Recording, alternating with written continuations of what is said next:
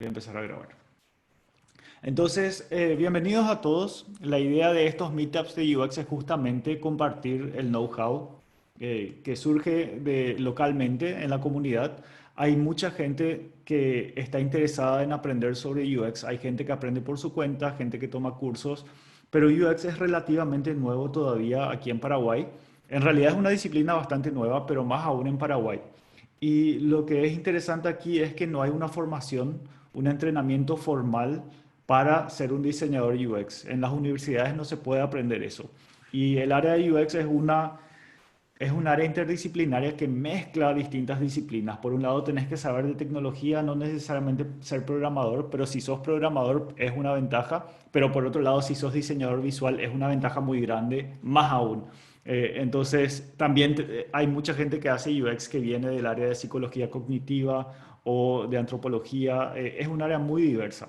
Entonces, lo que pasa es que acá muchas veces se espera que los informáticos terminen diseñando y muchas veces también se espera que un diseñador gráfico que sale de la universidad termine diseñando una aplicación sin haber nunca hecho, sin haber recibido una formación, un entrenamiento para diseñar productos interactivos. Los informáticos salen sin nociones de cómo diseñar algo y los diseñadores gráficos salen sin nociones de cómo crear productos interactivos porque el entrenamiento ahí es más para diseñar diseños más estáticos como flyers o algo más relacionado con diseño industrial. Entonces, acá tenemos como presentador en esta charla a Alfredo Vargas. Él es de formación analista, él es analista de sistemas, estudió en Ciudad del Este, en la Universidad del Este, él vive en Ciudad del Este. En el 2018 se fue a Estados Unidos a través de una beca Fulbright a estudiar una maestría que se llama Human Computer Interaction en Georgia Tech, que es una universidad muy prestigiosa. Y le paso la palabra a él. Presentate vos, Alfredo, habla sobre tu charla. Y si tienen algunas preguntas, mientras pueden escribir en el chat o después voy a compartir otra vez un link. Te paso la palabra, Alfredo. Genial. Bueno, muchísimas gracias de nuevo, Alberto, primero por abrirme este espacio en la comunidad de UX. Yo tenía ganas ya desde hace tiempo de activar un poco más en la comunidad profesional del Paraguay. Como bien decías vos, es una disciplina que poco todavía se conoce en Paraguay y me parece que tenemos mucho por colaborar y mientras más nos demos a conocer los unos a los otros, pues mejor va a ir la cosa, ¿verdad? Entonces, déjame compartir mi pantalla. Un segundito.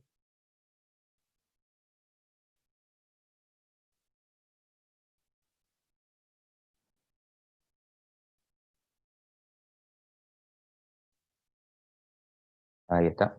¿Pueden ver pantalla? Creo que sí. Ujú. Perfecto. Entonces, buenas tardes de nuevo a todos y bienvenidos a esta charla. Antes de presentarme, quería nada más cubrir un ratito de lo que voy a estar hablando el día de hoy. Empecemos entonces. Primero voy a hablarles un poco sobre mí, pero en la verdad toda la presentación es sobre mí, así que sorry, no sorry, ¿verdad? Luego les voy a contar de dónde vengo, académicamente y laboralmente también. También voy a compartir un poco cómo fue el proceso de aplicación a las universidades que me interesaban y los puntos claves según yo, ¿verdad? La experiencia de cada uno es diferente, pero hay algunas cosas que se pueden generalizar. Y bueno, una vez adentro, ¿cuáles fueron las fortalezas que llevé conmigo y cuáles fueron algunos puntos que de repente me fueron un poco más difíciles? También quiero hablarles a grandes rasgos sobre el contenido del programa en sí, lo que no estaba incluido en el programa y cómo tratar de llenar esos gaps. Luego, un tema un poco más práctico, cuánto cuesta estudiar en los Estados Unidos y cuáles son las opciones de financiación. Y pues bien, eh, también quiero hablarles de dónde estoy ahora profesionalmente y cuáles son mis perspectivas de carrera. Y por último, a responder algunas preguntas que puedan surgir de la mejor forma en la que pueda. Bueno, hola, yo soy Alfredo Vargas, tengo 27 años. Sí, sí, ya sé que tengo cara de que tengo un poco más de edad, pero recién tengo 27. Esto era una ventaja antes cuando yo era pendejito y me iba ahí por los boliches y ni me preguntaban mi edad, me dejaban pasar, ¿no? Hoy en día ya pienso de otra forma. Soy el presidente Franco, Alto Paraná, y el plan era dar esta presentación desde mi oficina para la empresa que estoy trabajando ahora, pero bueno, anunciaron hace algunas horas de que Alto Paraná no está yendo a la fase cero de la pandemia, o sea, de la cuarentena en realidad, así que tuve que adelantar mi regreso a mi casa el día de hoy. Así que tal vez si escuchan algunos ruidos de la ruta, perdónenme, es que justo mi casa está sobre una calle bien transitada. Bueno, em, este recorrido empieza ya por el 2007 más o menos, cuando empezaba yo mi bachillerato técnico en informática.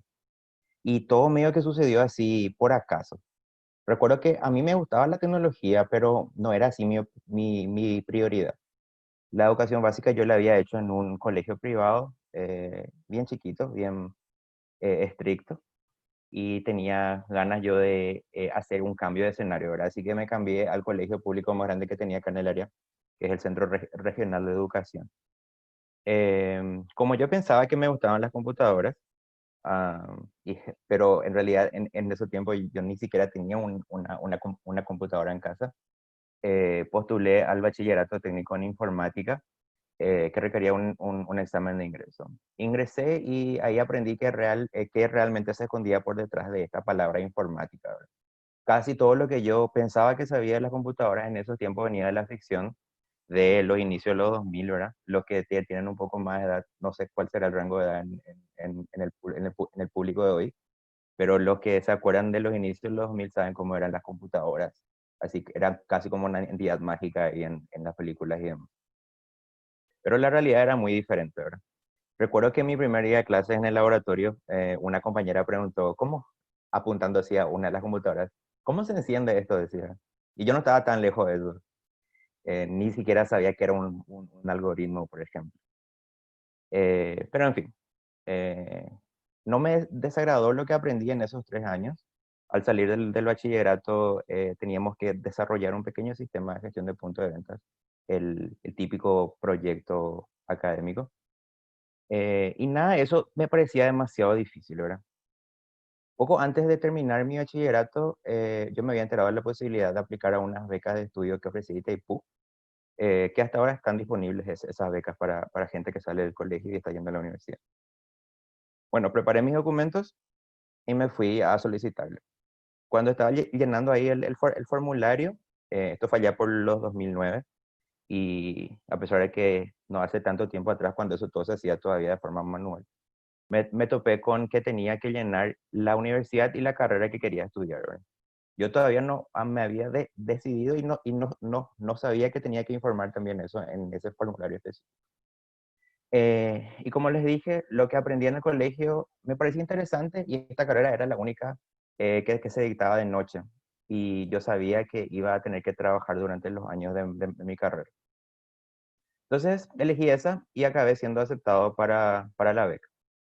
Esta carrera está más o menos dividida en dos partes. En la primera mitad se dictan clases más prácticas de programación y demás. Y de hecho se recibe un diploma de programador en los primeros 2 años, aunque solo se aprendan esos lenguajes que ya nadie usa, ¿verdad? Tipo Visual Fox Pro y eso.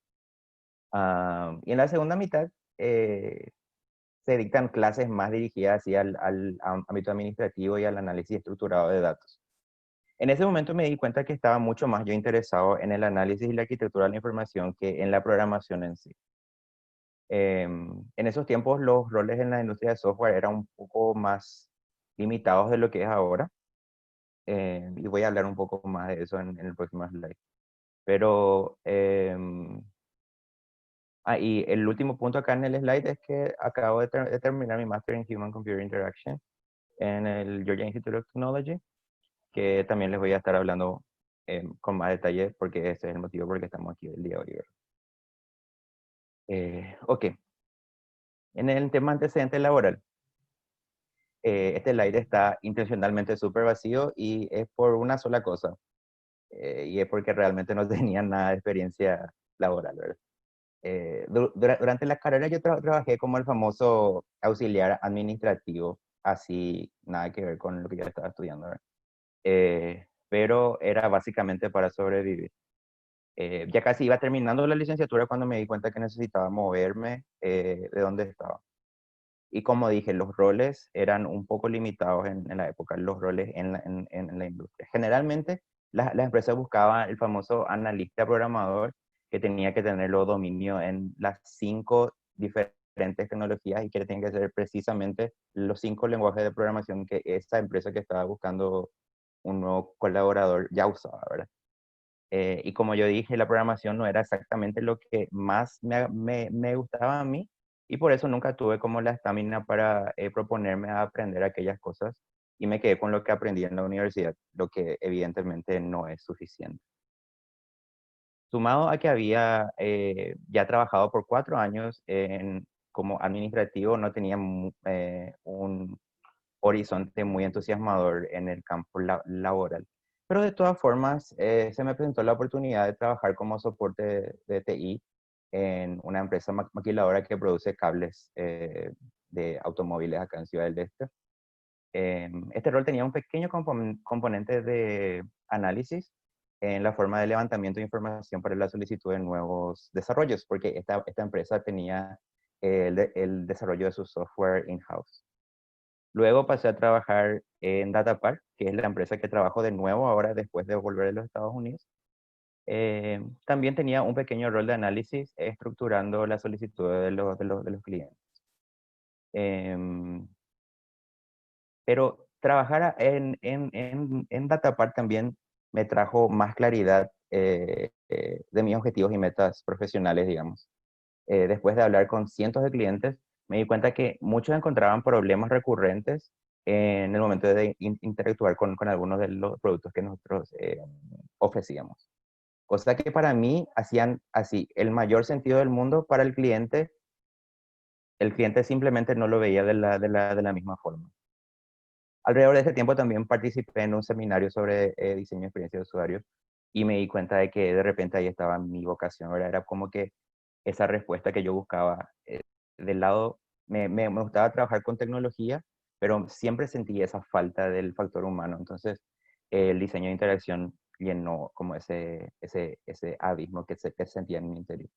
Y me puse a buscar oportunidades en el área, ¿verdad? Como para formar. Lo siguiente en este recorrido fue aplicar a las universidades, o sea, cómo obtener la famosa carta de aceptación, ¿verdad? En este proceso, en mi opinión, se puede resumir en 3 puntos claves.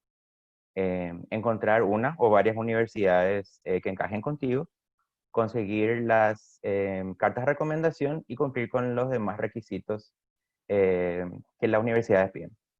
Denme un segundito nada más, ya estoy de vuelta.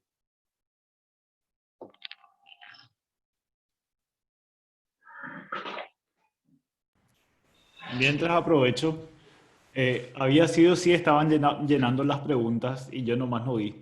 Entonces voy a leer algunas de las, no preguntas, algunas de las respuestas a la pregunta que puse inicialmente, que era, ¿qué querés llevarte de la charla? Y algunas respuestas fueron conocer su experiencia en general, conocer un poco más de UX Design. Me gustaría saber sobre la experiencia estudiando en el extranjero, ya que me gustaría ir. Muy interesante, puedes preguntarle directamente. Conocer a grandes rasgos el contenido de la malla curricular de una maestría en UX. Proyectos, trabajos realizados durante la maestría, experiencias de Alfredo luego de la maestría. Una idea de cómo comenzar con UX en mi lugar actual de trabajo, tips, herramientas. Trabajo en desarrollo web frontend, hice cursos en Udemy de Joe Natoli. Otra respuesta dice, conocer si tengo el perfil para presentarme a una beca y de paso conocer la comunidad porque no pude participar mucho anteriormente. Gracias, Albert. Dice. No sé quiénes son los que respondieron, pero bueno, pueden seguir interactuando. Les voy a compartir aquí el link.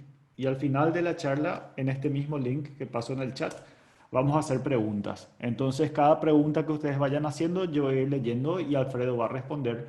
Eventualmente también yo les puedo responder algunas, porque yo también, así como Alfredo, yo me fui a la Universidad de Indiana a través de la misma beca, la Fulbright, pero yo viajé en el 2011 al 2013. Entonces, Alfredo tiene la información más actualizada y más precisa. Ya estás de vuelta, Alfredo. Bueno, eso Sí, era mi entretenimiento nomás mientras tanto. Ahí te paso. bueno, discúlpeme por la interrupción. Como les digo, estoy en mi casa y surgió algo acá que necesite solucionar por un segundo. Bueno, entonces les estaba mencionando que el proceso de aplicar a una universidad en los Estados Unidos empieza con encontrar universidades que sean un buen match. Y en mi opinión existen como que tres criterios fundamentales para seleccionar una universidad. Em, Específicamente, le voy a hablar un poco más de Georgia Tech en este sentido. Tal vez Alberto pueda eh, también dar sus perspectivas de lo que fue su experiencia con la Universidad de Indiana. Entonces, los tres puntos, como le está diciendo. El primero de ellos es el enfoque general de la universidad y del programa en sí. Hay universidades que son famosas por sus programas en ciencias sociales, otras en artes, en ingeniería, en medicina, en varias otras disciplinas. Esto no quiere decir que si la universidad que le interesa no es famosa por su programa de HCI o de UX, esto no quiere decir que su programa entonces va a ser de mala calidad. Pero sí se debe llevar en cuenta que mientras más reconocida sea la institución, más recursos que podés aprovechar puede que tengan. Y esto acaba afectando a los dos siguientes criterios que voy a mencionar después, que son la investigación y la mentoría.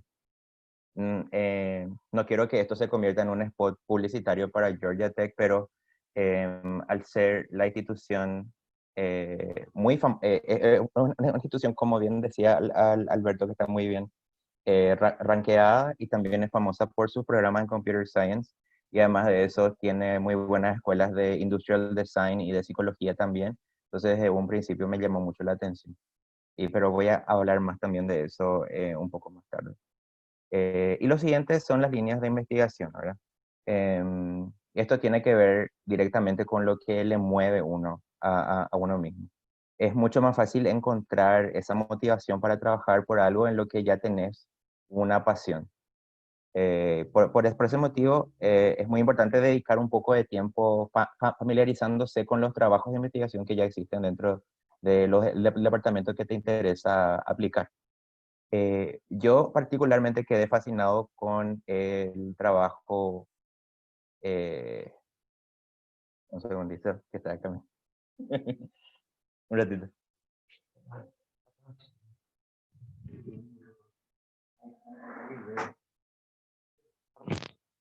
Ya saben, cosa de la casa. Bueno, entonces, yo quedé fascinado con la investigación de dos profesores en particular. Uno se llama Michael Best y la otra se llama Betsy DiSalvo. Los dos estaban trabajando en la conjunción de Computer Science y Desarrollo Social y Cultural. Y por último, la parte de las mentorías. Seguro que todos le conocen o ya escucharon hablar de Don Norman, que es el autor de este famoso libro de Design of Everyday Things. Eh, si por ahí este man es su celebrity crush, tal vez deban considerar aplicar a la Universidad de California en San Diego, que él trabaja ahí, ¿verdad? Entonces, una vez que uno se va a estudiar en los Estados Unidos, se abre esta posibilidad de codearse con la gente que uno admira. Ahora bien, una vez que se tiene una lista de universidades, que por cierto es bueno que sea diverso en el sentido de que tan difícil es de entrar o no. Así, es como que tener un plan B en caso de que el plan A falle. Es hora de encontrar recomendadores. Estas pueden ser de profesores o del área profesional también. Esto puede variar de acuerdo a la universidad y del programa, pero en general los medios académicos tienen un poco más de peso, ya que se busca tener testimonio de las habilidades académicas en sí del alumno que está postulando al programa. En Paraguay, lamentablemente, no tenemos mucho esta costumbre de ni de pedir ni de escribir cartas de recomendación todavía, ¿verdad? o al menos esa fue mi experiencia. Más aún, ya que como les dije, durante mis años de mi licenciatura yo estuve trabajando de 7 a 5 y luego iba a la facultad como de 6 a 10, lo que no me dejaba mucho tiempo para hacerme conocer con los profesores que vendrían a ser mis recomendadores después, ¿verdad? Y la verdad que ni siquiera sabía que esto tenía mucha importancia. No obstante, conseguí 3 buenas cartas de recomendación de profesores con los que más o menos tenía así una relación un poco más cercana. No digo que esto fue así lo que hice yo, ¿verdad? No fue necesariamente lo que hice yo, pero en algunos casos escuché testimonio de gente que incluso tenía que irse y como que agarrar la mano del profesor recomendador y escribir la carta casi como que en nombre de ellos.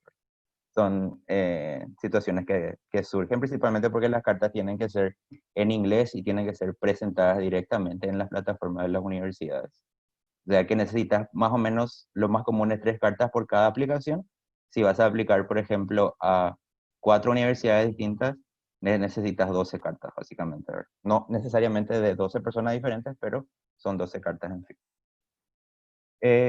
Y por último, los requisitos, ¿verdad? Los demás requisitos. Casi todas las universidades en los Estados Unidos exigen la presentación de las calificaciones obtenidas en los exámenes estándar como el TOEFL para los idiomas y el GRE para los demás. Pero según mi experiencia, el GRE está como que teniendo ahora menos preponderancia en el proceso de selección. Y hay algunas universidades que incluso ya ni siquiera piden que se presente el GRE. Por otro lado, está también el portfolio. Eh, y acá de nuevo voy a hacer un paréntesis para decir que esto varía de programa en programa, ¿verdad? Si el programa está muy enfocado en el diseño, es posible que se necesite un muy buen portfolio para entrar.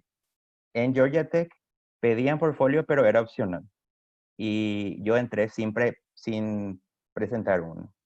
Tal vez esto no sea muy el caso de ustedes, porque por lo que veo hay algunas personas que ya tienen alguna experiencia con UX, pero de todas maneras, si no tenés un portfolio, puede llegar hasta a ser mejor no inventarse uno así, va y va y como diría la gente, y dar un buen argumento del por qué uno no tiene, ¿verdad? Que fue lo que yo opté por hacer. Y por último, el SOP o Statement of Purpose, que es como un documento que entreteje todo lo que dije en este slide y lo integra con quien uno es desde una perspectiva muy personal. Básicamente, dicho en otras palabras, es como que tu oportunidad de enamorarle al comité que revisa las postulaciones. Y para hacer una acotación nada más de las 4 universidades a las que yo apliqué, solamente 2 me aceptaron. Pero por suerte fueron 2 de las que más quería ir. Y bueno, finalmente, como les dije, acabé yendo a Georgia Tech. Esta es una foto que me tomaron en los principios de clase en el 2018. Y dije que no quería que esto sea un spot para Georgia Tech, pero no puedo evitar hablar un poco más respecto. El programa de este máster acepta gente de 4 tipos diferentes de backgrounds. De psicología, de diseño industrial, de medios digitales y de computer science en sí. Yo entré como computer science. Eh, en otras palabras, el programa es un programa multidisciplinar en las áreas que componen en sí la disciplina y la ciencia del Human Computer Interaction. Esta es una de las características favoritas del programa, porque te permite como que aprender junto a personas con diferentes puntos de vista. Sumando a esto, cuando se tiene tantas disciplinas juntas, uno tiene la posibilidad de diversificar mucho sus áreas de interés. Yo acabé tomando clases de psicología, de negocios, cultura visual, prototipaje físico, entre muchos otros, ¿verdad? Pero sin embargo, en la universidad uno aprende todo lo que se necesita, perdón, en la universidad uno no aprende todo lo que se necesita para la vida profesional. Y esto es verdad aquí en Paraguay, como también es verdad en los Estados Unidos y en cualquier parte del mundo. Entonces, siempre habrá cosas que te enseñan y otras que no. Empezando por lo que no te enseñan, y esto es tal vez de nuevo muy específico para Georgia Tech, pero creo que hay cosas que se aplican a otros lugares. Fundamentalmente lo que no te enseñan se conocen como los hard skills, que es como que esas capacidades muy específicas del día a día, como dibujar, hacer prototipos de alta calidad, hablar con personas durante la investigación, o sea, tareas realmente prácticas del mundo real, ¿verdad? Estas habilidades se espera que uno vaya tomando en el camino a medida que trabaja con los proyectos. Pero a veces es difícil tener un proyecto encima y al mismo tiempo tener que estar construyendo todas estas nuevas habilidades que en mi caso, por ejemplo, yo no tenía ninguna habilidad de diseño visual. Y yo notaba que a mis compañeros que sí tenían así buena experiencia en la parte visual se le daba mucho más fácil y era como que mucho más ágil en el desarrollo de los proyectos que teníamos en sí. Entonces, mi recomendación para como que cerrar un poquito este gap es pensar cómo puedo yo ir construyendo estas habilidades antes de repente ir a la universidad. Pero tampoco es algo que les va a atajar de graduarse, por ejemplo. Son habilidades que uno va construyendo durante los 2 años del máster, pero que te facilita si ya tenés antes, ¿verdad? Ahora bien, em, pero entonces, ¿qué es lo que sí te enseñan, verdad? Para mí, se trata más bien de las experiencias y los recursos disponibles. Como dije anteriormente, los recursos varían de universidad a universidad, pero en general, nunca uno va a tener tantos recursos a tu disposición como cuando estás en un posgrado. También se aprende mucho con la exposición a las situaciones. Como decía un profesor mío, uno puede leer 100 libros sobre cómo romper huevos, pero hasta que uno no rompa huevos por sí mismo, uno no puede decir que realmente sabe romper huevos, ¿verdad? Entonces, la universidad te da esa oportunidad de romper cuantos huevos necesites con un muy bajo riesgo hasta que te conviertas en el mejor rompedor de huevos que puedas ser. Y también está el networking, que para mí también es un factor muy importante. Resulta muy fácil conocer a la gente que te puede ayudar a llegar a donde vos querés llegar, entre clase y clase, entre profesor y profesor, entre lab y lab. Pero por encima de todo, te enseñan a reconocer lo que no sabes. Y esto es la llave para abrir las puertas del conocimiento. Lo que para mí es lo más valorable de mi experiencia en los Estados Unidos es eso, de darme cuenta de que existe un mundo afuera del que yo no sé absolutamente nada y que reconocer ese hecho me ayuda a aprender muchísimo más. Ahora, acá hay un salto un poco brusco, pero podría como que hablar por 3 horas si es que sigo, ¿verdad? Entonces, una vez dentro, empecé a descubrir los desafíos y las fortalezas que tenía. Primero descubrí los desafíos porque suele ser más evidente cuando viene el desafío y te da un sopo en la cara. Primero que todo, y quizás lo más evidente fue el idioma. Yo pensaba que tenía un buen inglés, la verdad. Así era como que yo pensaba que la tenía en el bolsillo, ¿verdad? Pero al llegar allá me di cuenta de que tenía mucho más que aprender también en este aspecto. Resulta que muchas de mis clases tenían como que una estructura semejante al método socrático. Al ser como clases con un tinte más social, se usaba mucho este método de discusión en clase. Eh, o sea que acabé descubriendo de que expresar ideas complejas así al instante a veces era un gran desafío. Pero esto tenía más que ver con un pánico escénico que con cualquier otra cosa. Y esto me pasó así después de unos cuantos tropezones, ¿no? Otro de los grandes desafíos que enfrenté fue las diferencias culturales respecto al sistema escolar, al sistema educativo de los Estados Unidos. Mi perspectiva era la de alguien que se había educado en Paraguay. Como ya saben, acá el sistema educativo es como que deja un poquito a desear muchas veces, y que no había estado en una sala de clases por más de 2 años antes de irme a mi maestría, o sea que había perdido cualquier costumbre y cualquier agilidad con lo académico. La forma en que uno se relaciona con los profesores y la respuesta que los profesores mismos esperando a los alumnos también era algo completamente nuevo para mí. Me tomó mucho tiempo a adaptarme a esto, incluso pienso que me gradué sin estar completamente ambientado a la nueva cultura de allá. Otro problema, así entre comillas, es la diversidad. Entre comillas, porque es como que un cuchillo de dos filos, ¿verdad? En mi programa, yo fui el único hispanohablante por mucho tiempo. De hecho, era la única persona del hemisferio sur del planeta, ¿verdad? En el evento de bienvenida nos pusieron un mapa y había unos pines así de donde venían los nuevos admitidos.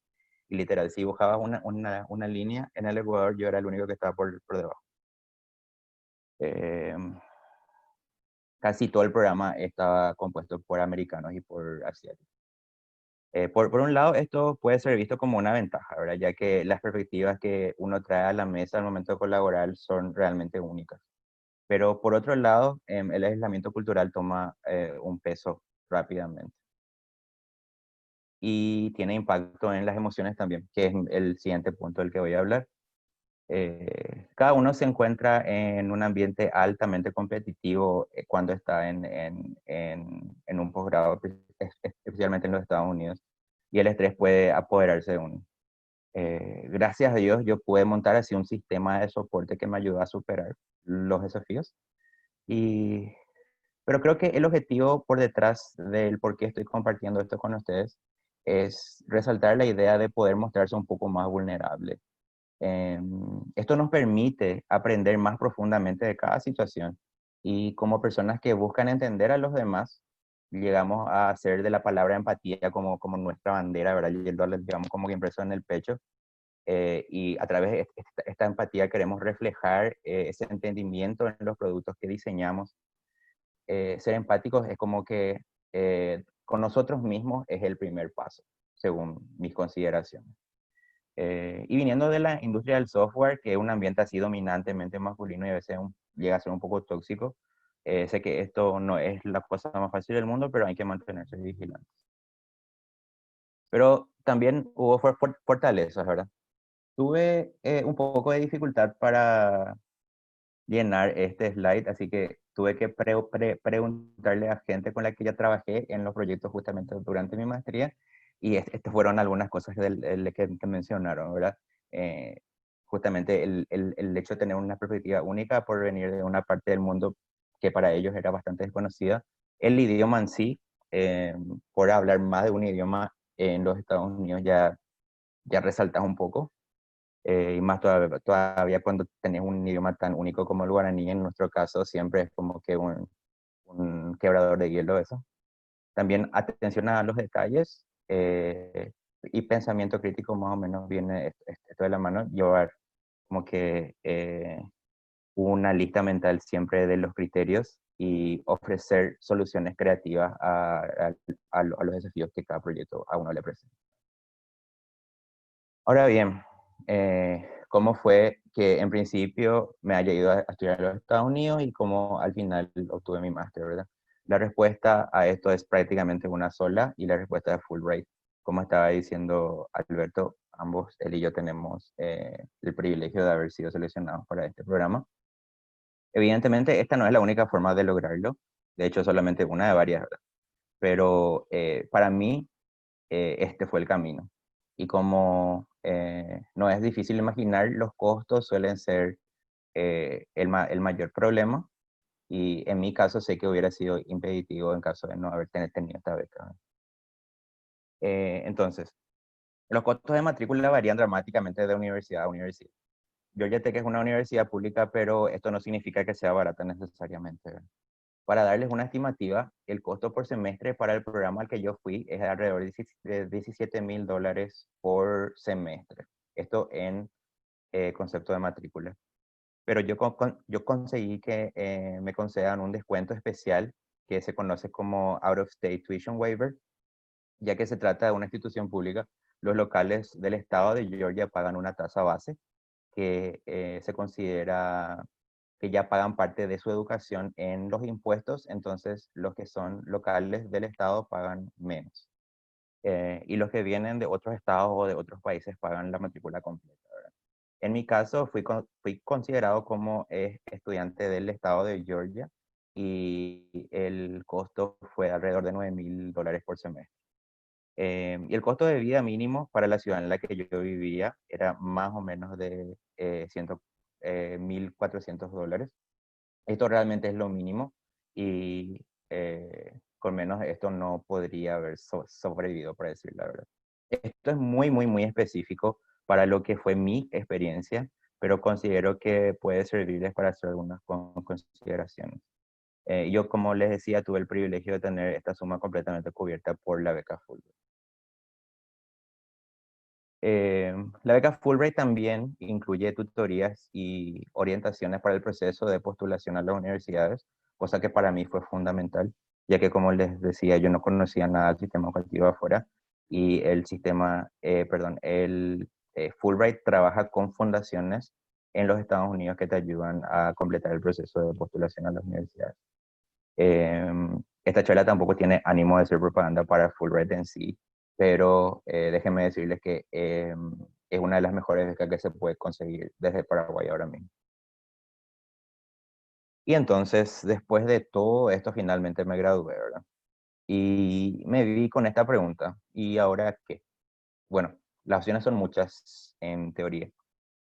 La primera de las, perdón, la primera de las preguntas a responder es, ¿me regreso a Paraguay o me quedo en los Estados Unidos? La mayor ventaja y tal vez la única es de quedarse en los Estados Unidos es la obscena cantidad de dinero que se puede hacer como un profesional de UX allá. Los salarios para alguien con un máster en UX en una posición de entrada ronda allá por los 80.000 a los 150.000 dólares por año, dependiendo obviamente de la localidad y de la empresa en la que uno vaya a trabajar. Sin embargo, hay que considerar otros factores, ¿verdad? El más grande quizás sea el costo de vida y pasando por otros temas como la inestabilidad social y económica que estos tiempos trajo a los Estados Unidos, como estamos viendo en las noticias todos los días.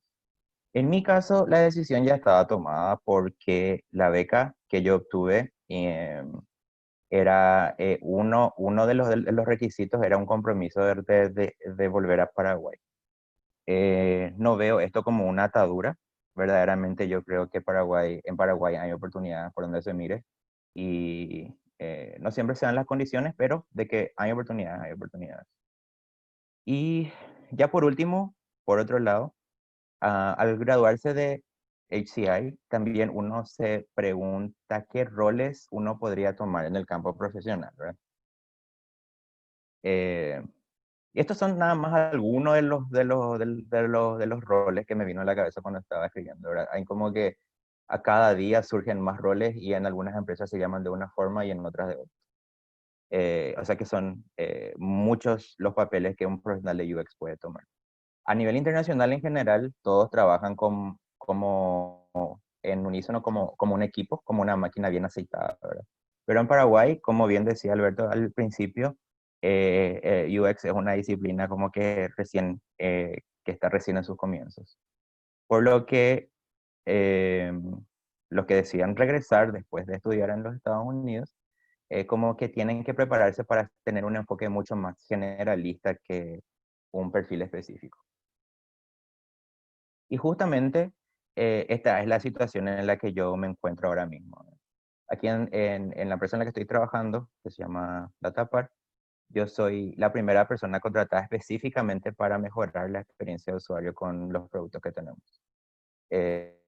Por lo que me toca ponerme muchos sombreros diferentes todos los días. ¿Verdad? En un minuto estoy agendando una entrevista, en otros estoy como que diseñando un flujo nuevo, o estoy haciendo unos prototipos, ahora estoy buscando participantes para una investigación, en otro estoy dando feedback, y así. Uno no tiene realmente tiempo para aburrirse, ni mucho menos. Pero mi carrera recién empieza, ¿verdad? Aún no cumplo ni siquiera un mes en este nuevo rol, y eh, si es que hay alguna persona en la audiencia que podría compartirnos un poco más de su experiencia como profesional de UX en Paraguay, eso sería súper bienvenido también. Y bueno, esto es todo por hoy. Muchas gracias por su tiempo y si quedan algunas preguntas, pueden hacerlas ahora. También, como decía, si es que hay algunas personas en la audiencia que quieran compartir una o dos frases de su recorrido en el mundo del UX, es bienvenido para hacerlo. Y solo no acepto preguntas sobre cómo estar en fase cero de nuevo acá en Alto Paraná, porque todavía no sé cómo sentirme.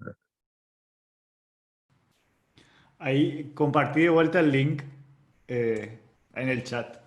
Si ustedes van a ese link, van a poder hacer preguntas y esas preguntas van a ir saliendo en la pantalla. Entonces yo puedo compartir aquí mi pantalla. Gracias, Alfredo, por la charla. Muy interesante para todos los que quieran ir a estudiar afuera. Y sí me imagino, así como vos mostraste tantos roles de UX, cuando vos regresás acá y vos tenés una especialización en eso, piensan que te van a contratar para hacer una interfaz linda y piensan que eso es UX y va mucho más allá.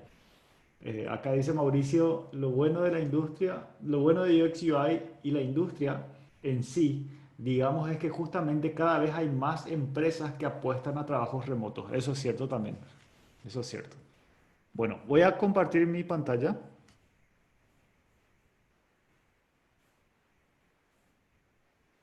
Y a ver, esta herramienta se llama Mentimeter, menti.com. Es la primera vez que uso, entonces no estoy seguro. Calculo que una vez que ustedes tiren respuestas, tiren preguntas, van a aparecer ahí. ¿O no? Voy a fijarme. No está apareciendo nada todavía. ¿Ya hicieron preguntas? Si alguien ya hizo preguntas, que diga en el chat que sí ya hizo preguntas. Entonces yo voy a ver acá cómo hacer para ver las respuestas.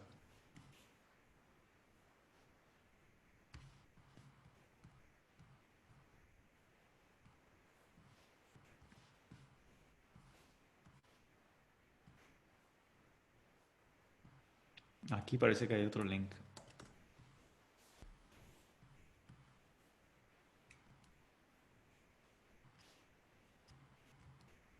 No, este no es. Ah, aquí está, esto era. Probando.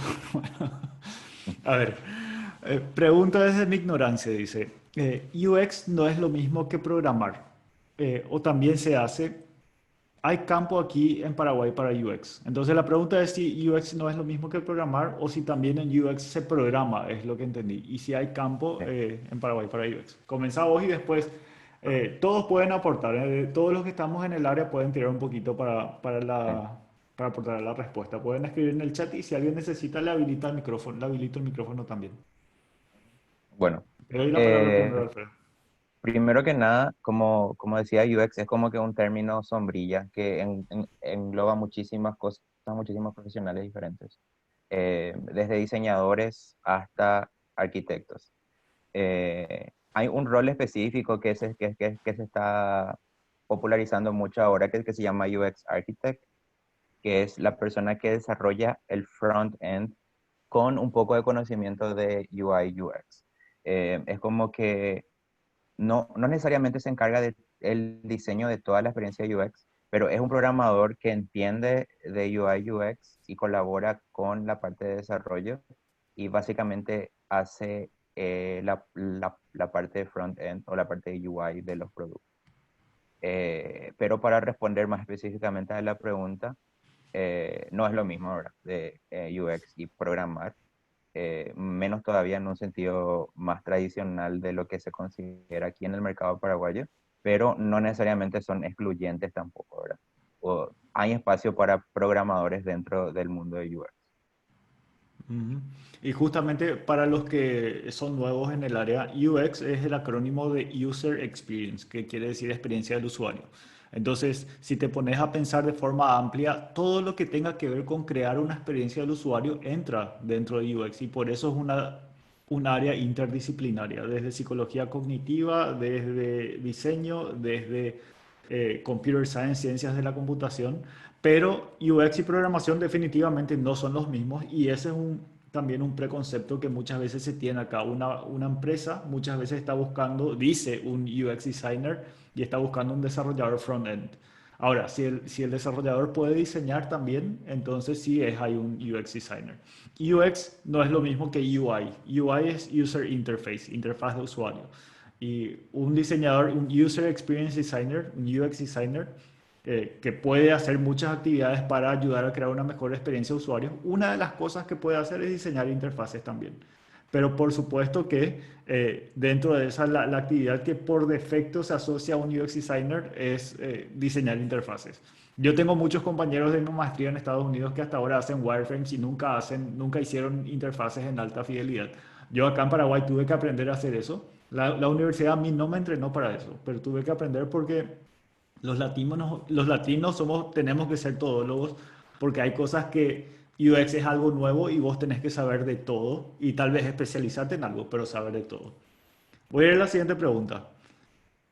¿La beca Fulbright está disponible para carreras de grado, Alfredo? Bueno, las becas Fulbright son también un término así como que bien general, ¿verdad? Cada convocatoria tiene sus características y también las convocatorias varían de país en país. Por ahora, las becas Fulbright están disponibles solamente para posgrados, o sea, masterados y doctorados. Ujú. Eh, pero como te digo, de repente encontrás información online que diga algo diferente. Como te digo, de país en país va variando. eh, y también cada año se lanzan como prioridades en términos de áreas de estudio. El año pasado, por ejemplo, la prioridad de área de estudio era educación. En el año en que yo gané la beca, la prioridad era Science, Math, Engineering, era la sigla de STEM. En fin, entonces cada año va como que también teniendo esas variaciones. Pero para responder a la pregunta de nuevo, en Paraguay es solamente para posgrados. Sí, y en Paraguay ya está hace muchos años. De hecho, Benjamín Barán, que es una referencia acá, él fue becario Fulbright, Lobito Martínez, Dionisio Borda. O sea, la Fulbright tiene muchos años acá y acá por lo menos siempre fue para posgrados y solamente para ir a Estados Unidos. Eso también. Siguiente pregunta dice, pregunta de prueba. Siguiente pregunta dice, ¿ves como un problema que los diseñadores en Paraguay tengan que ser todólogos y no se especialicen? Uf, creo que es una muy buena pregunta. Eh, el tema este del todólogo, yo creo que no es un problema solamente de Paraguay y tampoco necesariamente es un problema, ¿verdad? Hay empresas de diferentes tamaños y que tienen diferentes recursos disponibles a nivel mundial, ¿verdad? No solamente en Paraguay. Entonces, mientras más pocos recursos se tengan, más todólogos la gente tiene que ser, ¿verdad? Pero en Paraguay tenemos una situación muy especial en la que recién está empezando esto de UX. Entonces, aún más que tenemos ese yugo de saber todo. Y es algo de lo que yo me estoy enfrentando ahora, ¿verdad? Como les había mencionado, yo soy ahora la primera y la única persona dedicada exclusivamente a UX dentro de la organización y estoy teniendo que hacer de todo, ¿verdad? Y como quien dice, quien mucho abarca, poco aprieta. Pero es un proceso que por ser pioneros tenemos que enfrentar y me parece que en un futuro cercano se avisora a una perspectiva un poco más eh, entusiasmadora al respecto de eso. Me hace acordar de un meme que vi hace poco de alguien que había sido contratado para hacer para el departamento de diseño de la empresa, una empresa de tecnología. Bienvenido al departamento, era una sala vacía y era el único, era el lead designer de su departamento. Así Sí, mismo es. pero como vos decís, eso de todólogo es algo que no es solo en Paraguay, es mucho del latino, yo creo, y también en otros países, pero sí, puede ser una ventaja y una desventaja. Si sos emprendedor, por ejemplo, o si tenés que ser líder de alguna forma, definitivamente es una ventaja. Y como dijiste también, hoy hay muchísimas opciones para hacer trabajo remoto. Entonces, si vos te querés especializar en una sola cosa y no conseguís eso en Paraguay, a lo mejor podés conseguir algo de forma remota. Eh, para mí, desde mi punto de vista, como yo tuve que ser todólogo, a mí me resulta una ventaja porque me gusta emprender. Pero sí, depende de cada uno, depende de lo que uno quiera hacer. Siguiente Sí. pregunta dice, ¿podrías compartirnos cuál es tu proceso al momento de diseñar? Mira, yo creo que Alberto va a tener que tener más buena respuesta a esto, porque como les digo, yo estoy recién empezando mi carrera ahora.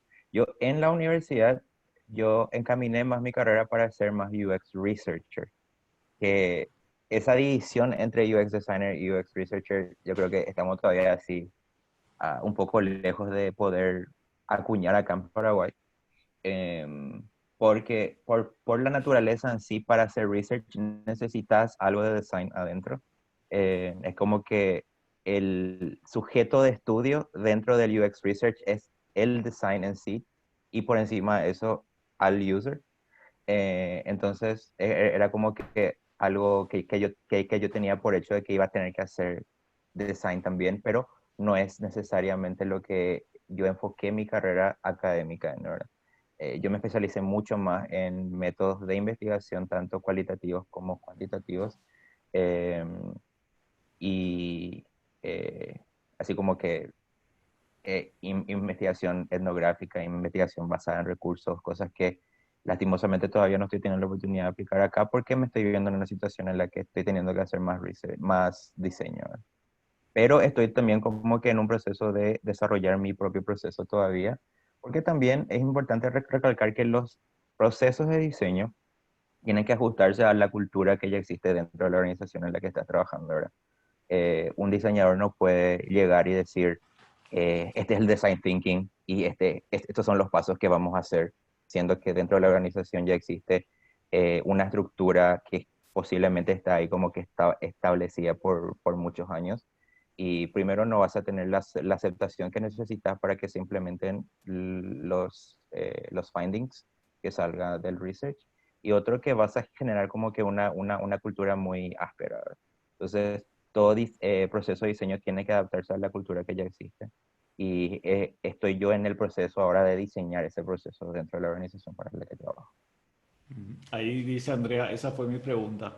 Y hablando de eso que dijiste de UX, hola Andrea, que dijiste de UX Researcher, en otros países vos podés aplicar específicamente a un puesto de UX Researcher. Acá ni por si acaso existe eso. De hecho, convencer de que hay que hacer un proceso de UX que no sea más allá, algo, que vaya más allá de hacer algo lindo, es todavía todo un tema aquí.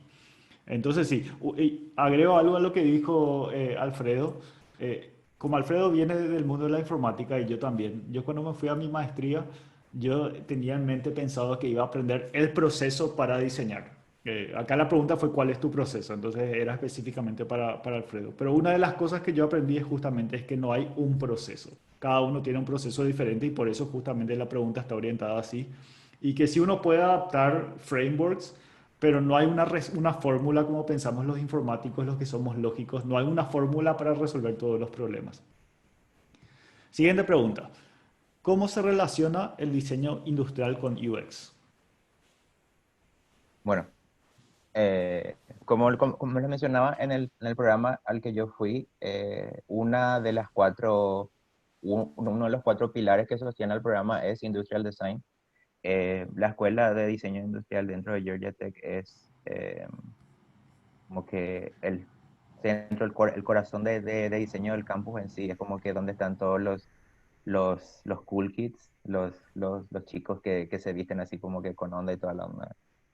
En- entonces, la relación en sí al diseño industrial, según mi experiencia, es que los diseñadores industriales tienen así como que las manos mágicas de hacer prototipos súper detallados desde la primera iteración. Es como que tienen así una agilidad impresionante, ¿verdad? Eh, y más bien su rol en los proyectos en los que yo me envolví, por lo menos en la universidad, que tal vez no sea cierto para todos, fue que la inferencia directa de un diseñador industrial es más bien para diseño de experiencias que tengan algún componente físico, ¿verdad? Como un kiosco de repente o un sistema de validación de acceso a un edificio, el diseño del panel de control de un ascensor, por ejemplo. O sea, algo que tenga así algún elemento físico que no necesariamente sea solamente una interfaz digital. Esa es mi perspectiva, por lo menos. Ujú. Sí, y también ahí agregando algo justamente del diseño industrial. eh, Human Computer Interaction es un área que justamente incluye a la informática, psicología cognitiva y al diseño. Y todo esto que nosotros vemos nuevo ahora que está tan de moda, diseño centrado en el usuario y hacer prototipos y todo eso en realidad ya lo hacían desde el diseño industrial en 1940. O sea, esto de hacer prototipos y ver cómo va a ser lo que vas a construir antes es nuevo para nosotros en nuestra área, pero fue la forma eterna de trabajar de los diseñadores industriales. Y de ahí creo que eso es lo principal que se trae a UX cuando hablamos de productos digitales del diseño industrial. Creo que viene muchísimo de ahí. A ver, pasamos a la siguiente pregunta. ¿Exploraste algo de los trabajos, exploraste algo de trabajos o posiciones UX remotas en el exterior? Em, no mucho, para ser sincero. Mi regreso a Paraguay fue un poco abrupto. Eh, Tal vez en otra oportunidad le pueda también convertir un poco sobre eso, pero yo regresé como en el medio de la pandemia, unos días antes de graduarme, y era como que al terminar mi formación académica, estaba como que empezando a considerar las opciones de trabajo tanto allá como acá. Pero como todo se vio truncado y tuve que venir y hice como que cumplir la cuarentena, entre eso me diagnosticaron COVID positivo también y fue como que otro asunto.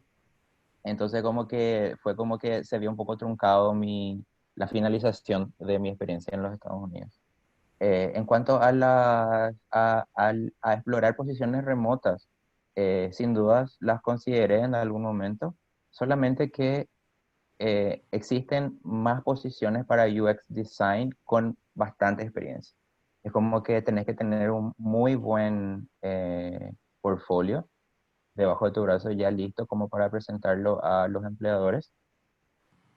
Para UX Research, que es con lo que yo tengo un poco más de experiencia, por la naturaleza en sí del trabajo de investigación, no es necesariamente compatible con el trabajo remoto. Existen posiciones también, pero es mucho más limitado como comparado con lo que es UX Design. Y como les comentaba que yo no tenía todavía, o no tengo todavía una experiencia muy profunda en el área, como consecuencia de eso no tengo un portfolio súper equipado, entonces se escapaba un poco de lo que es mis posibilidades, pero de que existen, existen. Y hay gente de acá trabajando para afuera. Creo que está acá en el Meetup Lucas Cogliolo. Él, yo sé que trabaja para una startup de Estados Unidos y suele hacer constantemente trabajos para allá con otra gente. Entonces a Lucas también pueden hacerle preguntas si quieren. Voy a agregar algo. Acá dice Giselle con respecto a la pregunta anterior. Mi formación de diseñadora industrial me ayudó muchísimo a introducirme en el mundo de UX por tener procesos similares. Era pasar de lo físico a lo digital, justamente. Vamos a otra pregunta. ¿Hay becas de las propias universidades? Generalmente, como UX es como que un hot topic ahora y es como que muy popular. Generalmente las universidades tienen así más facilidades de conseguir beneficios financieros para programas que no son tan populares. ¿Verdad? Pero como ahora todo el mundo quiere estudiar UX, en Georgia Tech por lo menos, eh, el programa de HCI era como que el underdog en ese sentido. No había mucho apoyo financiero, yo tuve que batallar bastante para conseguir esa, digamos, ese descuento del que mencioné anteriormente. Y según mi experiencia, eso no debe ser limitación para que la gente se anime, ¿verdad? Generalmente casi nadie paga completamente por sus estudios de posgrado en los Estados Unidos, porque siempre durante durante el periodo académico uno consigue cosas como ser asistente de cátedra o asistente de investigación. Y por lo menos en Georgia Tech, vos al ser asistente de una cátedra ya tenés toda la matrícula exonerada para el semestre. Entonces, es como que un salto de fe, ¿verdad? Como que de repente juntar plata para tu primer semestre y irte con eso y después batallar para conseguir un TA o un GRA. No hay garantías de que te van a dar eso, pero es una alternativa. Así becas como quien dice, tengo todos los 2 años pagados de parte de las universidades que yo sepa casi nada así. Bueno, buenísimo. Siguiente pregunta. ¿Se puede trabajar y estudiar al mismo tiempo? Hay gente que lo hace. En los Estados Unidos es un gran desafío hacer esto porque rol del estudiante es un rol de tiempo completo. En la universidad a la que yo fui, hay como que un centro de éxito de estudiantes, ¿verdad? Como que una consejería en lo académico. Y ellos recomiendan para un estudiante que está llevando 12 horas cátedras, que es lo mínimo para ser considerado full time, se debe estudiar por lo menos 40 horas semanales fuera de clase. Y esto es fuera de tareas.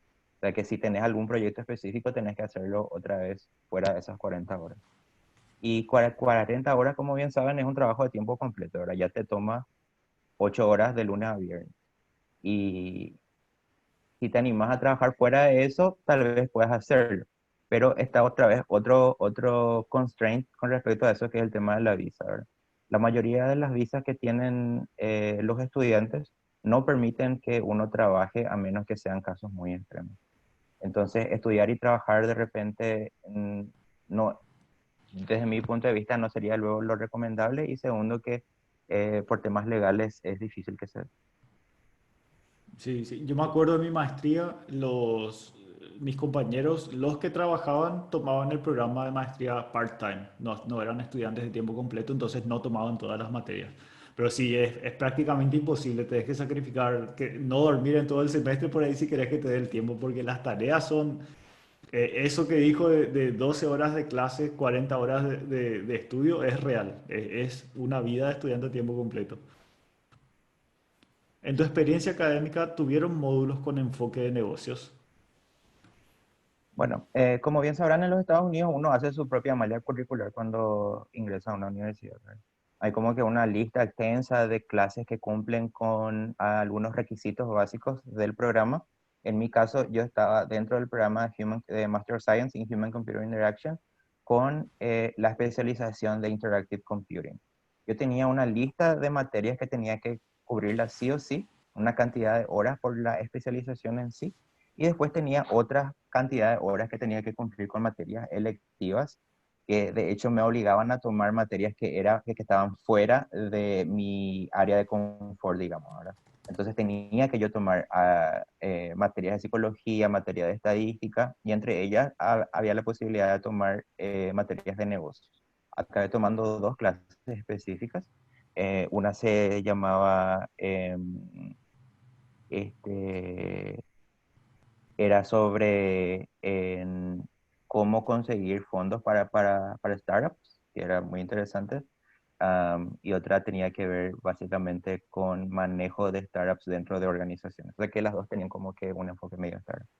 Pero sí, sin duda alguna, puedes tomar clases con enfoque de negocio. Qué interesante eso. Sí, en mi caso, yo por ejemplo no tomé ninguna porque en mi área no estaba, no había ninguna disponible, pero eso me parece súper útil. A ver, ¿cuál fue la materia que más te sirvió o te sorprendió que te sirva durante la maestría? La pregunta va para ambos, dice. Bueno, en mi caso, la materia que, bueno, voy a responder como que en dos partes, ¿verdad? La materia que más me sirvió, como bien les dije, yo direccioné y diseñé mi propia malla curricular, enfocando y apuntando mucho hacia el lado de la investigación de usuarios. Y la clase que más me gustó y que más como que yo siento que me dio herramientas para ser un buen UX researcher, se llama eh, Qualitative Research Methods for HCI, y era sobre justamente enfocadísimo en lo que es user research y los métodos cualitativos. O sea que eh, eh, la ciencia de la gente en sí, ¿verdad? De cómo entenderle a las personas. Y esta profesora con la que tomé esta clase acabó siendo la orientadora de mi tesis, se llama Betsy Salvo. Y es una persona espectacular, entiende muchísimo de su área, y lo que más me gustó de trabajar con ella es que era también así como que medio relax, no era súper estricta como otros profesores con los que tuve la oportunidad de tener.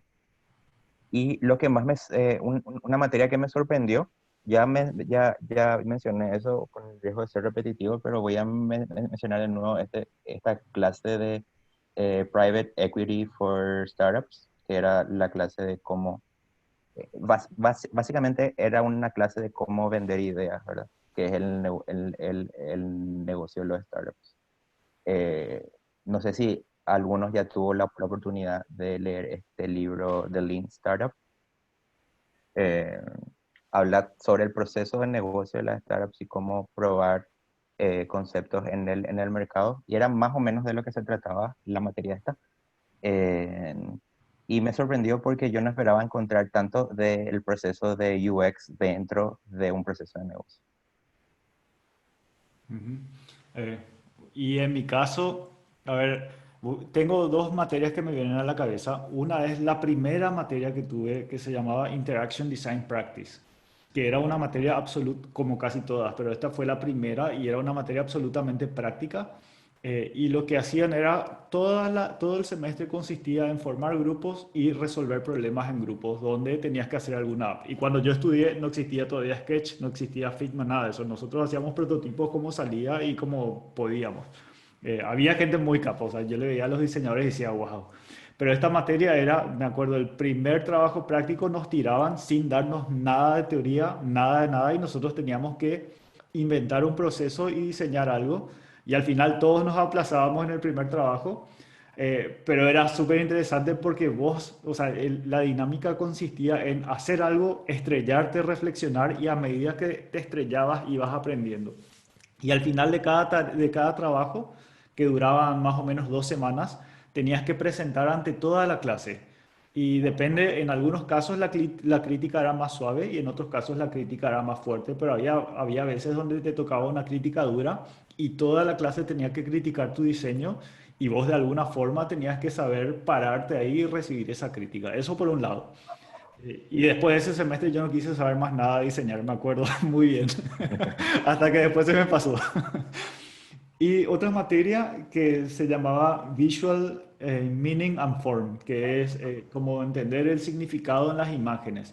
Y esta materia es como que no estaba en nada relacionado a diseñar aplicaciones, sino que era una materia súper práctica donde cada semana vos tenías una tarea y esa tarea podía ser cualquier cosa relacionada a algo que tenga que ver con imágenes. Por ejemplo, sacaba una fotografía de las hormigas y la naturaleza y bla, bla, bla. Y vos tenías que armar algo, o tenías que hacer algo con Illustrator o lo que sea, y tenías que aprender a la fuerza, si no eras diseñador, a usar herramientas. Y cuando llegaba la clase, nos sentábamos en grupos, o sea, habían grupos, mesas de 5 a 7 personas, cada mesa tenía un mentor y cada uno tenía que presentar en ronda y dar y recibir críticas sobre su trabajo. Se elegía el mejor trabajo de cada mesa y eso se presentaba después a la clase grande. Y si bien no tenía nada que ver con aplicaciones digitales, ahora que miro para atrás, esa materia me enseñó muchísimo a dar y recibir feedback, a dar y recibir crítica, porque te ayuda a ver algo y tenés que saber decir algo, tenés que hablar sobre por qué algo está bien o no, o por qué argumentar por qué tomaste una decisión. Entonces esa es mi respuesta. Siguiente pregunta, no sé cuántas son, voy a mirar un poquito para no tomarnos demasiado tiempo. Entonces, vamos a hacer 30 segundos por cada respuesta. Fuera de Estados Unidos, ¿cuál sería la otra universidad bien rankeada en el área de UX? Pregunta va para ambos. Bueno, cuando yo estaba considerando formarme fuera del país, eh, realmente la otra que sonaba mucho era en Australia, en la Universidad de New South Wales. eh, y hasta ahí prácticamente va lo que yo conozco, ¿verdad? Porque yo me quedé mucho loco en los Estados Unidos, porque desde un principio esa era la disponibilidad que tenía, porque como decía Alberto, Fulbright se limita a los Estados Unidos. Ujú. Sí, yo no conozco muchos programas fuera de Estados Unidos, no conozco ninguno, pero porque o sea, yo ya volví hace mucho y no me puse a investigar ahora. Cuando yo me fui, las que estaban, habían pocos programas todavía. Indiana University a mí me llamó mucho la atención el de ahí porque el enfoque era muy humano también. Estaba ya Georgia Tech, Carnegie Mellon, todas estas en Estados Unidos. Stanford también es muy, y San Diego, por supuesto, pero fuera yo no conozco. Pero algo que yo diría es, justamente si vos querés aprender UX, no es necesario que te vayas a la universidad. Como decía Alfredo, La universidad te da algo que es súper valioso, te ayuda, te da la red, te ayuda a desarrollar los soft skills y la red es súper importante. Una vez que vos estás conectado con ese mundo, tenés unas oportunidades diferentes. Pero otra vez, por lo que cuenta Alfredo, lo que él aprendió y lo que yo aprendí en la universidad, a mí nunca me enseñaron a diseñar una UI eso yo aprendí por mi cuenta después encima, al regresar. Entonces es otra cosa lo que vos te vas a buscar a estos programas y no tanto aprender los hard skills que lo aprendes con tutoriales de internet. Se tiene mucho en cuenta las habilidades o antecedentes en networking leadership durante el proceso de selección de la beca Fulbright. Mira, personalmente yo no pensaba que iba a ganar la beca. Yo me fui así tipo, por si sale, ¿verdad? Y créanme cuando les digo que yo fui el más sorprendido cuando me dijeron de que sí, ¿verdad? Yo tenía contacto con otros postulantes y me parecía que ellos tenían como que perfiles muchísimo más interesantes que el mío respecto a eh, como liderazgo y participación en voluntariados y cosas así. Pero al final del día todo va por cómo uno empaqueta sus cosas y cómo las trata de vender, ¿verdad? Si es que vos pensás que no tenés suficiente experiencia en leadership o en networking, eso, que no sea eso el motivo por el que no apliques, porque no necesariamente es una negativa directa. Claro, y creo que tiene mucho que ver con, con lo que vos decís que vas a hacer al volver también. Si vos decís que vas a ser un líder y llevar adelante esto y tus antecedentes no demuestran eso, obviamente no hay consistencia. Entonces, que es así como dice Alfredo. Siguiente pregunta, ¿alguna recomendación para fomentar buy-in para los procesos de UX en la organización? Justo ahora Alfredo me parece que está viviendo eso. Sí. Justo estuvimos hablando con Alberto unos días atrás respecto a eso. Y como, bueno, inspirado un poco en eso fue el slide ese en el que estuve hablando de que uno no puede imponer un proceso de diseño porque si nomás en una organización, ¿verdad? Uno tiene que, como buen diseñador, también tiene que diseñar su propio proceso de diseño, por más recursivo que suene eso. Entonces, la principal habilidad de una persona en el área de UX es la empatía. Y uno tiene que ponerse mucho en el lugar del otro, tiene que ponerse en el lugar del líder con el que está hablando, tiene que ponerse en el lugar del gerente de proyecto, tiene que ponerse en el lugar del presidente de la empresa y darse cuenta de que ellos están en el negocio de hacer dinero y es lo que ellos quieren, ¿verdad? Entonces, por ese lado, encontrar la forma de comunicar la importancia de tener un user-centered design approach para las cosas y hacerles ver que existen grandes posibilidades de buenos retornos en las inversiones que se puedan hacer en la parte de UX. Lastimosamente, o sea, no necesariamente lastimosamente, ¿verdad? Pero el dinero es el lenguaje de los negocios y los negocios están para hacer dinero. Entonces, uno tiene que ofrecer como que ese lenguaje para que incluso desde un principio para que se les tome en serio y luego para que se les juzgue. Ujú. Sí, sí, y por más que uno intente, va a haber organizaciones que no están preparadas y van a decir no y listo, no se va a poder. Hay otras donde sí. Una ventaja que tenemos nosotros los diseñadores es que, o sea, el core de UX es hacer prototipos, entonces si vos querés mostrar algo, hacer un prototipo es rápido, puedes crear o un prototipo o un producto mínimo viable y tratar de mostrar cierta evidencia, eso también puede funcionar. Ujú. Y lo otro es alinearte con las reglas del negocio, con los objetivos, como dice Alfredo. No sé si ya mencionaste, pero ¿cómo fue que te hayas decidido por estudiar UX UI? Sí, bueno, la primera parte estuve como que mencionando esto, pero como a un nivel un poco más filosófico, ¿verdad? Eh, Haciendo un repaso rápido, yo estudié análisis de sistemas en mi undergrad, que es básicamente lo mismo, es diseño de software, pero desde un punto de vista de necesidades de la información de las organizaciones. Y en ningún momento se habla de usuarios, no se habla de clientes, no se habla de nada. Entonces no hay un ser humano en todo el proceso de diseño, hay solamente informaciones y necesidades de informaciones, casi de una manera logística. Entonces, yo luego al trabajar interactuando directamente con clientes en dos organizaciones, me di cuenta de que realmente si es que no se le pone al usuario en el medio del proceso, los productos no funcionan. Entonces, haciendo esa conexión entre mi antecedente académico y mi antecedente profesional, UX era lo que hacía sentido. Mira, voy a ver rápido cuántas preguntas quedan. Quedan dos nomás, entonces estamos bien. ¿Tenés alguna experiencia trabajando con desarrolladores? ¿Cuáles serían los tips para una buena comunicación? Bueno, como les decía, recién estoy empezando mi carrera yo ahora. Estoy recién ahora haciendo los primeros puntos de entrega o eh, hand-offs de los documentos de diseño.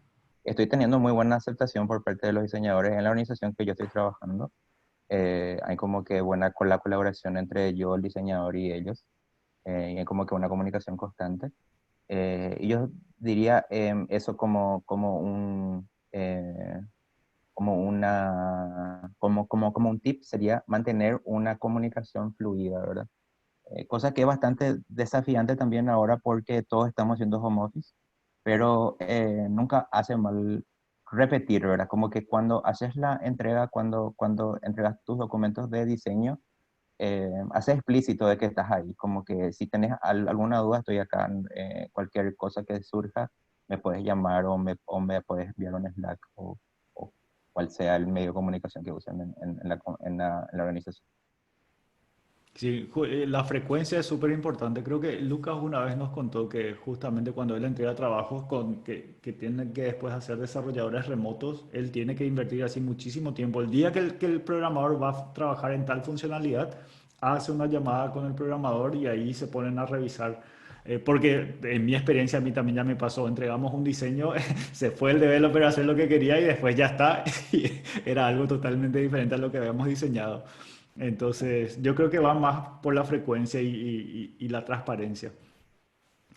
Última pregunta, ¿recomendás estudiar un máster en UX para alguien que ya tiene muchos años de experiencia en el campo?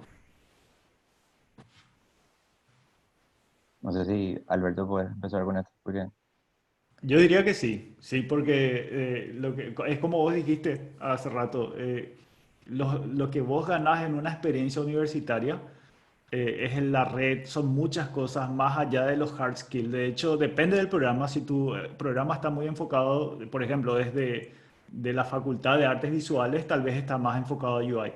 Pero si es un programa de Human Computer Interaction, no te van a enseñar hard skills de cómo hacer un prototipo, o cosas visuales. Tal vez sí si tomas ciertas materias específicas, pero la universidad te da otra cosa, te da una red, te da una forma de pensar, te da muchas ventajas. Si tenés la ujú, oportunidad, sería una buena. Hay gente que se va con hijos, casado y con hijos y todo. Es bueno, solo que sí, tenés que tener en cuenta que tenés tu lapso de tiempo específico porque durante ese tiempo no vas a estar produciendo, no vas a estar trabajando. claro. Es lo Yo que te, yo yo puedo dar diría, un no poco sé. yo te puedo dar un poco la perspectiva de compañeros que tenía en mi mismo cohort en la universidad. Había una mujer en específico que tenía como que varios años trabajando ya en el departamento de User Experience en un banco grande allá de Estados Unidos. Am, y ella tenía como que un antecedente de antropología, o sea que tenía un antecedente académico muy relevante para el área, ¿verdad? Pero ella decidió irse igual a la universidad de nuevo a estudiar un máster y se le veía como que muy atareada, ¿verdad? Entre su vida ya formada, su vida profesional, porque nunca dejó de trabajar, siendo una ciudadana de Estados Unidos era como que mejor, más fácil para ella. Pero ella no se dejaba de sorprender a veces con lo que nosotros decíamos, ¿verdad? Era como que desde nuestra inocencia decíamos cosas que a ella le abría como que nuevas perspectivas a cosas. Y su participación dentro de la clase también era súper enriquecedora desde el punto de vista de alguien que tiene mucho más experiencia, ¿verdad? Entonces, era como que un intercambio, como que una relación simbiótica ahí entre los que tenían poca experiencia y los que sí tenían mucha experiencia. Claro, claro, sí. Lo único que tienes que saber es que una maestría en UX no te va a dar hard skills. Entonces, si vos ya tenés una empresa y querés crecer ahí y tal vez ya estás bien posicionado, no es recomendable que te vayas a hacer una maestría. Si vos buscas una experiencia, sí. Entonces, hay Mauricio también dice, critical thinking es lo que la universidad es buena en darle al alumno. Eso es cierto, sí. Bueno, creo que se acabaron las preguntas. Apareció una más. ¿Qué planes tenés a futuro en el ámbito laboral? ¿Qué esperas de Paraguay? Parece que alguien quiere tu currículum, ya te está. Bueno, por el momento estoy ganando experiencia. Como les digo, tuve este momento de nirvana de darme cuenta de que en la universidad uno no aprende todo lo que necesita a nivel profesional. Tuve la suerte de encontrar una empresa que creyó en mí como para contratarme, sin yo tener mucha experiencia y sin ellos tener nada de experiencia en UX también. O sea, esto se traduce básicamente a que ni siquiera saben cómo evaluarme, ¿verdad? Tipo, lo que yo diga, va a ver. Estoy muy agradecido con ellos por eso. Por el momento estoy en eso, estoy como que ganando experiencia con un poquito de menos de miedo de equivocarme. Pero en el futuro definitivamente tengo grandes planes en el sentido de tener emprendimientos propios, tal vez algún servicio de consultoría está en el futuro. Todavía no tengo nada definido, pero de que estoy entusiasmado con el futuro. Bueno, gracias Alfredo. Esa fue la última pregunta. Surgió una más. ¿Qué libros exponentes? Bueno, voy a hacer el cierre y después respondemos a esta pregunta. Entonces, Ujú. gracias a todos por haber asistido a esta fue la primera charla online. Creo que vamos a hacer más. También, si tienen alguna sugerencia, alguien que les parezca que pueda compartir algo interesante, avísenme, síganme a mí en Twitter, @alp de Alberto, _sama de Samaniego, y pueden ahí preguntarme lo que quieran o sugerirme algo. También está el grupo de meetup.com en la página y está un grupo en Facebook y otro en Telegram. Entonces pregunten y sí o sí acá todos o casi todos saben cómo entrar a los grupos. O si no, pregúntenle a alguien y les pasamos los enlaces. Algo más, la última, gracias por la charla, dicen, algunos ya tuvieron que salir.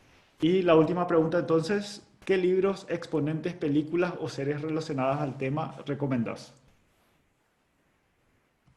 ¿Dónde está Alfredo?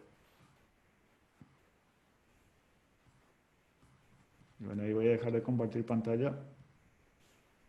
A ver, ¿qué libros, exponentes, películas o series relacionadas al tema recomendás? Depende de qué quieras aprender. Yo les voy a mostrar uno. Este es el libro del que estaba hablando de Don Norman, Design of Everyday Things. Es muy interesante, muy ameno de leer. Si querés introducirte a todo lo que es UX como un enfoque para resolver problemas, este libro da gusto leer. Hay en español también, solo que la versión en español no está actualizada. Es una traducción de la primera edición y te habla así de cosas que no existen más. Entonces, este es el primer libro. Yo recomiendo eso. No sé si Alfredo ya no está más, parece. Entonces, pueden preguntarle después. Bueno, gracias a todos entonces y nos vemos en el próximo Meetup. Chao a todos.